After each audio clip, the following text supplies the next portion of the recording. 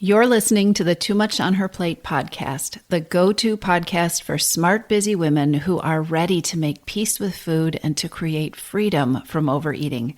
I'm your host, Dr. Melissa McCreary, and before we get started, I have a big announcement. There's an important event coming up. It is live, it is online, and now, before you even listen to this episode, now is the time to reserve your free seat because you're invited. I'm hosting the Freedom from Overeating workshop series for smart, busy women. This is a free 5-part workshop series that takes place September 9th through 13th, and you are invited. It is going to be online, about an hour a day, and over the course of our week together, I am going to teach you the exact framework that I use with my clients to help them stop overeating and emotional eating, without the diets, without superhuman amounts of willpower, and without feeling deprived. So you can stop secretly wondering whether it is really possible to change your overeating or your emotional eating habits, and you can start taking the right kind of action during the Freedom from Overeating workshop series for smart, busy women. Registration is now open. Just go to toomuchonherplate.com/register to get all the details and to reserve your spot. In the free workshop series, I'm going to cover specifics like how to break out of an overeating trance, that habit that seems to function on autopilot, and how to dissolve your biggest obstacle to overeating, something that you might not even realize is keeping you in this pattern. I'm going to cover how to break the cycle of trying and failing and endlessly starting over, and even how to begin crafting an unstoppable mindset, so that you can finally take your power back from food and eating and the scale. I know how valuable your time is. This workshop series is not a diet. It is not another food plan. I am going to teach you the 4 pillars that are necessary to stop overeating and emotional eating in a way that is sustainable and energizing and is something that you want to keep doing. Again, the workshop series will be online and there is no cost, so you definitely want to be there. And yes, there will be replays, but you need to be registered. The easiest way to reserve your seat is to go to toomuchonherplate.com/register and do that now. Enter your name and your email, and we will get you all the information that you need to attend what is going to be an amazing event. The link to register is toomuchonherplate.com/register, and you will also find it in the show notes. Don't put this off. Hit pause, go register, and then let's dive in to today's episode.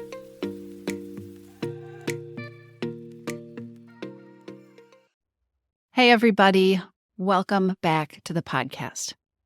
You know, when I was learning how to run marathons and half marathons, I worked with a running group. And one of the surprising things I learned that now makes so much sense to me, but was so counterintuitive, was that if you want to get faster, you need to slow down. You can slow down to get faster. And so today, in this episode of the podcast, I want to talk about pacing. And the pacing that is going to help you create freedom from overeating. So one of the things that motivated this episode was that last week I was cleaning out some papers and I was paging through my journal.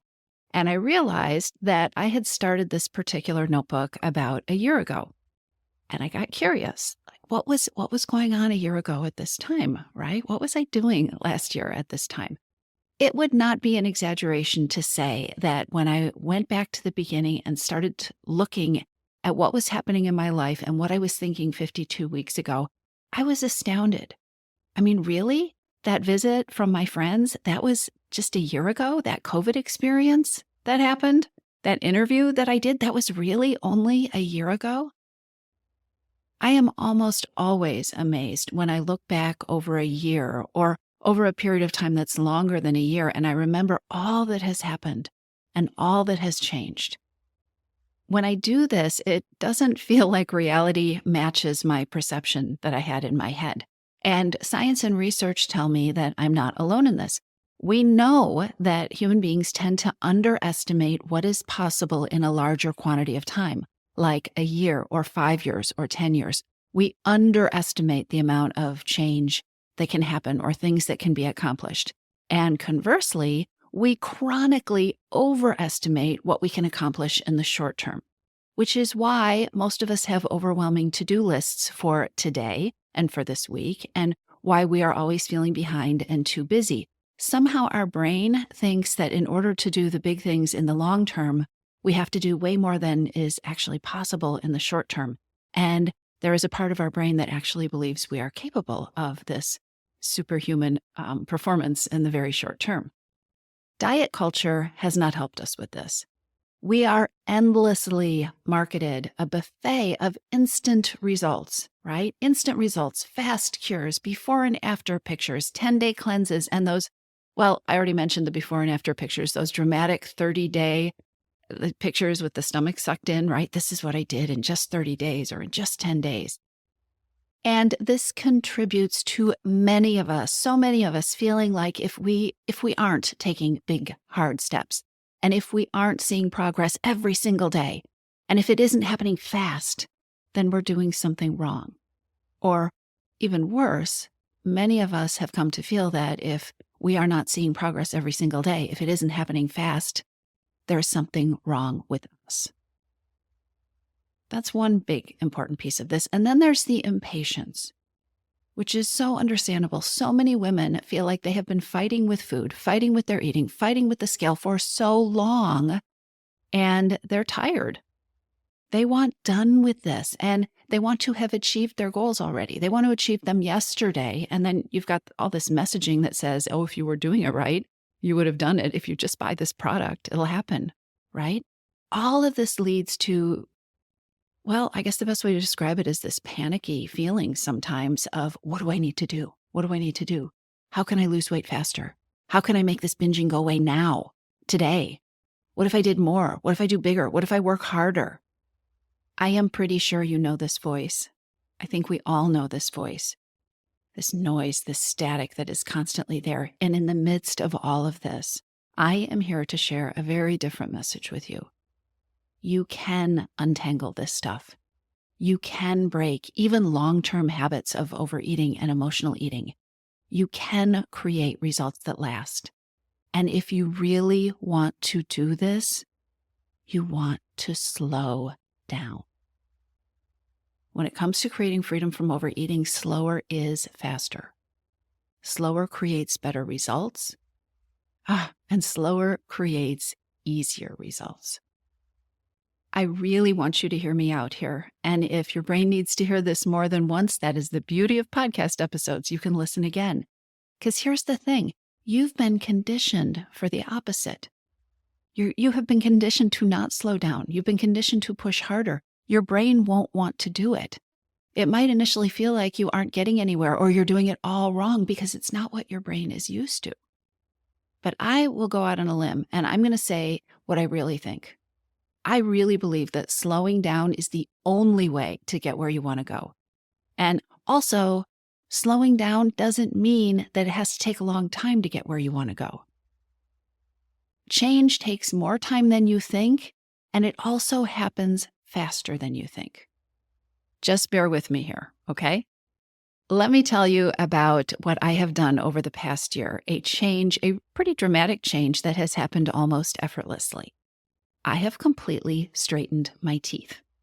You may have heard me mention in another episode, but a little over a year ago, I got the Invisalign braces. If you are not familiar with them, this is how they work. These are those almost invisible clear braces that a lot of adults use to straighten their teeth.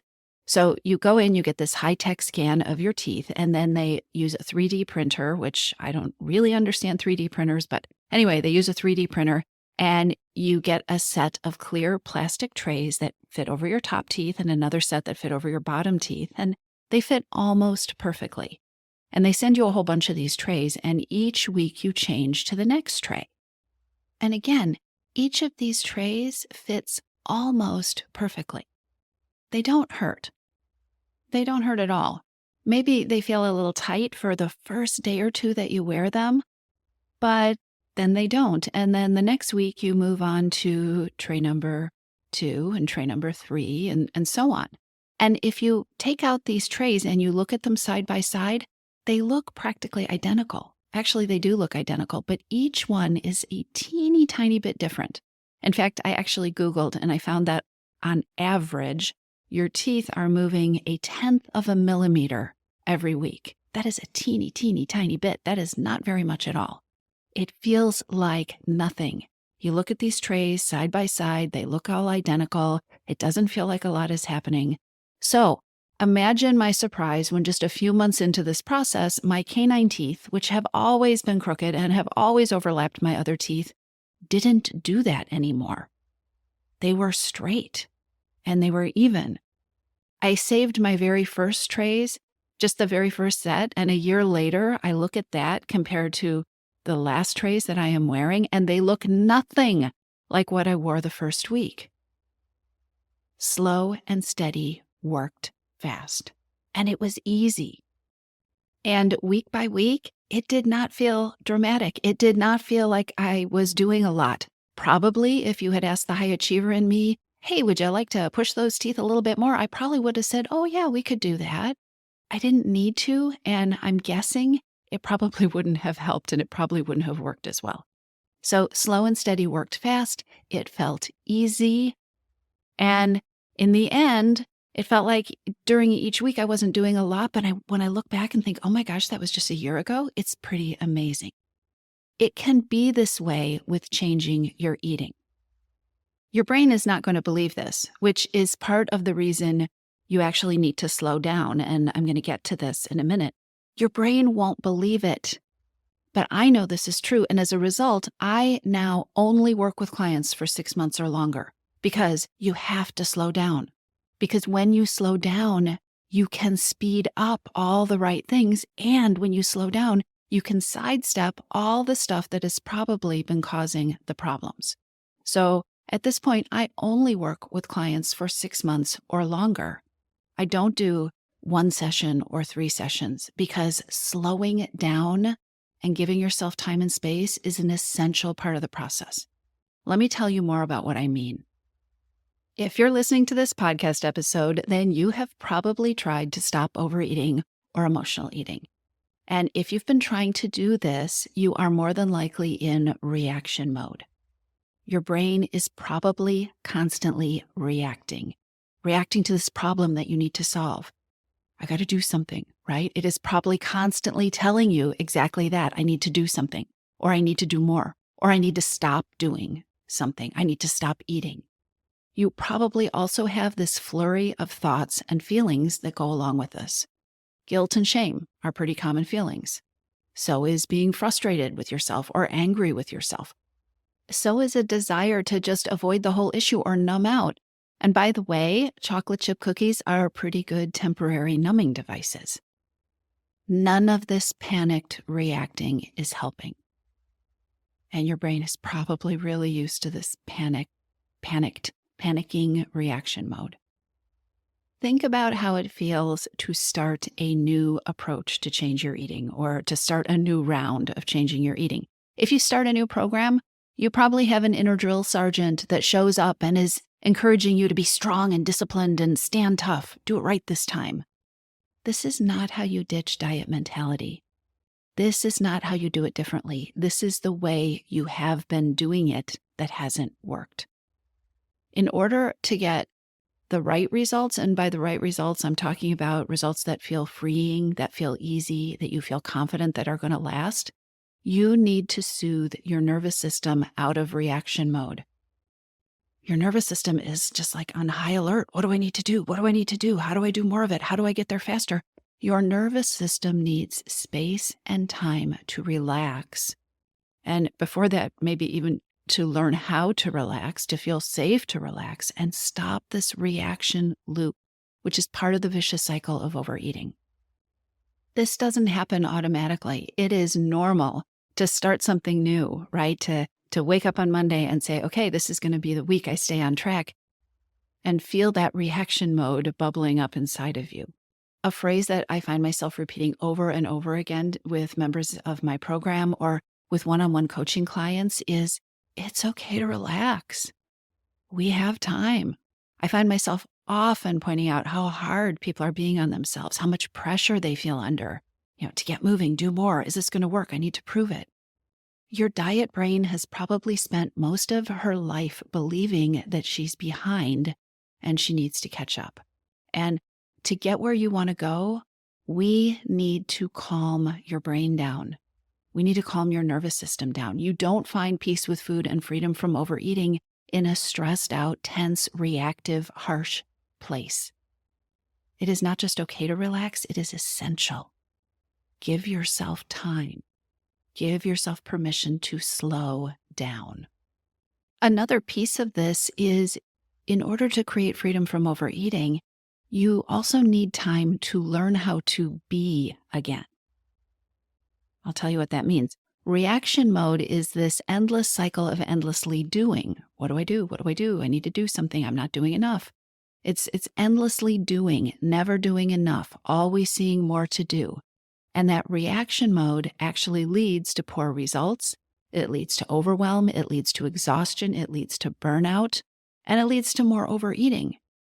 To create freedom from overeating, your brain and your body need to learn. They need to learn how to do this, and they need to find more comfort in doing less and being more.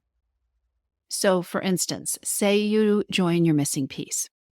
At the beginning, once you've joined the program, it might feel like you are going too slow or you're not doing enough, right, when you start the program. But what you are actually accomplishing is that you are doing something very different and also very effective. When you and your brain and your nervous system learn how to be more and do less, and when you start to learn what that really means, you're actually retraining yourself and you're retraining your brain to provide space for yourself. And that space isn't doing nothing. That space isn't wimping out or being ineffective. That space is incredibly valuable for creating change. So say you join your missing piece and you're like, okay, where's the hard stuff? Why am I not doing this? It doesn't feel like a drill. I should be doing more. I could be doing more. I need to work harder. Your brain is going to say those things, but actually, remember, the idea is to practice and learn how to be instead of jumping into this reactive doing. And when you start retraining yourself and your brain to provide this space for yourself, which happens when you slow down, you start to create some really valuable things. You start to learn some things. You learn how to create space to listen to yourself. You can't learn how to listen to yourself if there's no space to hear yourself. And along with that, you learn how to give yourself space and time to hear your response. When you listen to yourself, you have to also be able to hear what's going on. And this is how you learn about why food has the power that it does. And this is where you are able to learn about yourself and about what you need that isn't food, so that you can take your power back from the cravings and the urges to binge and the hunger that you know isn't really driven by a physical need. When you slow down, you also start giving yourself space to be curious, space to be inquisitive and curious, which is different than being in an endlessly reactive cycle of doing, which is a cycle of dieting and depriving yourself and then blaming yourself when you don't get the results you want and then telling yourself you have to work harder, you have to start over. When you slow down, you start to experience space and time to practice new thoughts, new behaviors, new ways of responding. If you stay in that cycle of doing, moving really fast, reacting, what do I do? What do I do? What do I do? You're going to keep filling the space with the familiar stuff. You're going to keep doing the same old thing. Slowing down allows you to start to see some new possibilities, new ways of doing things. When you slow down, you start to see the cycle. And you also start to give yourself space and time to not have to get things perfect. And when you don't get things perfect the first time, and you don't speed up into the, okay, what do I do next? I have to do it over again. But when you slow down, you start to see how you cannot get things perfectly the first time and then not do that same old thing of throwing the baby out with the bathwater and then moving on to the new thing or telling yourself it's all ruined and now you need to start over. When you slow down, you can keep going. So, for instance, you might eat way more than you wanted to after work, but if you slow down, maybe you can take a deep breath and you can reevaluate and you can think about, okay, what's the step I want to take so that I feel like I'm in the place where I want to be tomorrow morning when I wake up. When you slow down, you start to create space and time to learn new habits, right? You start to learn a new way of doing things. Doing, reacting isn't thinking. It's actually acting on autopilot. So you can start to learn new habits, like that new thing that you found that works better than binging in the evening. You start to notice that. Oh, today was easier than yesterday, or today was really hard. Why was that? You start to create space and time to practice what you are learning. Like, let's say you've learned, okay, here's this thing that works really great in the evening, and I don't binge anymore. And now I'm going to slow down and I'm going to notice that that was working really well, but now I'm on vacation and it's not working at all. But if I give myself space and time and I slow down instead of throwing up my hands and saying it didn't work and it failed and I'll just have to start over when I'm back from vacation, maybe now I could practice things I know that work. How can I stretch them or adjust them when I'm in less than ideal situations? This is also another side benefit that I love very much about the Missing Piece program because it's 6 months long. And so not only do people learn how to slow down and learn how to rinse and repeat and practice things and give themselves space for all these things, but 6 months is almost always the length of time that will always overlap with those non-ideal situations, whatever your trigger times are or your challenging times are. So often we think we need to do a program when we can be perfect, when everything is lined up and so we can give it our all. But if you think about where your challenges are with eating and emotional eating, it's probably when things aren't perfect. Maybe it's vacations, maybe it's the holidays, maybe it is when the month when work is really stressful, or on the weekends, or some other situation that happens a few times a year, or when you're not feeling well, the unexpected kind of stuff. And so if you give yourself space and time to practice something long enough so that it's going to include the times when you feel really strong and resilient, but it's also going to include the times when you don't feel so strong and resilient, or maybe you don't feel motivated at all, or maybe these are the times when you have absolutely never felt successful with your eating, or you might even have stories that I can't eat in the way I want to in these situations. And we can challenge those. You can give yourself the space and time to learn about whether it could be different, be curious about whether it can be different. And that kind of slowing down changes everything. Related to that is this other side benefit of slowing down, which your brain might not see as a benefit right away. But it is so important to create freedom from overeating that you give yourself an opportunity, that you give yourself space and time to not only dismantle the old ways of thinking that didn't work for you, but then notice how they still come up when you least expect it. How can you dismantle them at that new level when you least expect it? And how can you also learn to see progress that shows up in surprising ways? Like, it is progress to see that I just learned I had these new challenging situations I didn't know I had. I used to think all the situations were challenging, and now I've conquered the first 3 levels of it. And I went on vacation, and some of that overeating stuff came up again, and so now I can target that. That's progress. So you want to give yourself space to see your wins. You want to give yourself space to keep developing wins in even more challenging situations.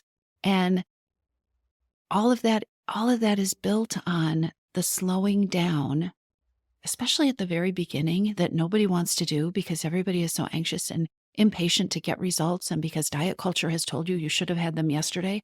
But really, one of the things I'm so passionate about with this podcast and with the Missing Piece program is teaching you how to build that initial solid foundation, that new way of thinking, that new way of approaching food, which So much of it, actually, of this foundation is slowing down and giving yourself space and time so that you can create a way of being with food that is going to work for you for life, work for you and with you for life. And I know that probably even as you are listening to this, your brain is talking back to you. I hear from women, not infrequently, who say, but 6 months is such a long time. But remember, I said slowing down doesn't mean the results have to be slow, right? So if 6 months seems like a long time, one of the first things I really think that's important to question your brain with is, what if you had invested this time in yourself 6 months ago? What if now was 6 months later? Changing your whole approach to food and eating and how your mind works around these things, of course that takes time. But that doesn't mean that nothing happens until the end of month 6. It does mean sometimes that you won't see the changes you expect in the order that diet mentality has taught you to expect them. And 6 months, and I'm using the time of 6 months because that's the time that I have found that really feels like enough time so much of the time. It's the length of my program. It's the length of my one-on-one coaching packages. 6 months builds you a new foundation. When you give yourself the 6 months, 6 months builds you a new approach. 6 months frees you from this hamster wheel of reactivity that isn't serving you, that you might not know how to get off of right away. 6 months will teach you how to do that. And 6 months gives you space and time to create results that surprise you because they aren't driven by being driven or disciplined or hyper-focused. So one of the things that I hear a lot when women work with me is the phrase, I never thought I would feel this way. I never thought I would feel this way.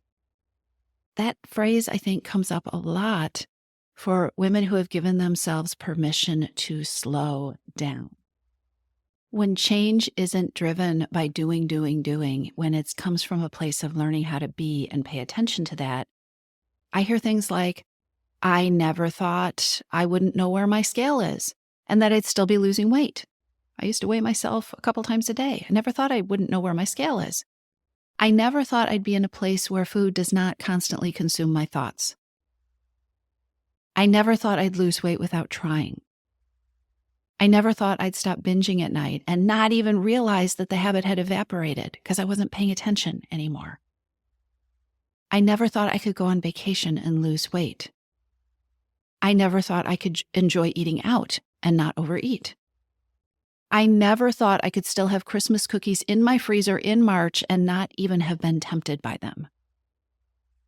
Slowing down gives you better results for so many reasons. There's so many reasons this is so important. When you slow down, you are able to build a new foundation, and you build it differently. And best of all, when you give yourself time and space to build a relationship with food that really truly fits you because you're being instead of constantly doing, and you're learning about yourself and you're paying attention, when you build a relationship with food that really truly fits you, it is yours forever. You are never going to unlearn all that you give yourself by slowing down.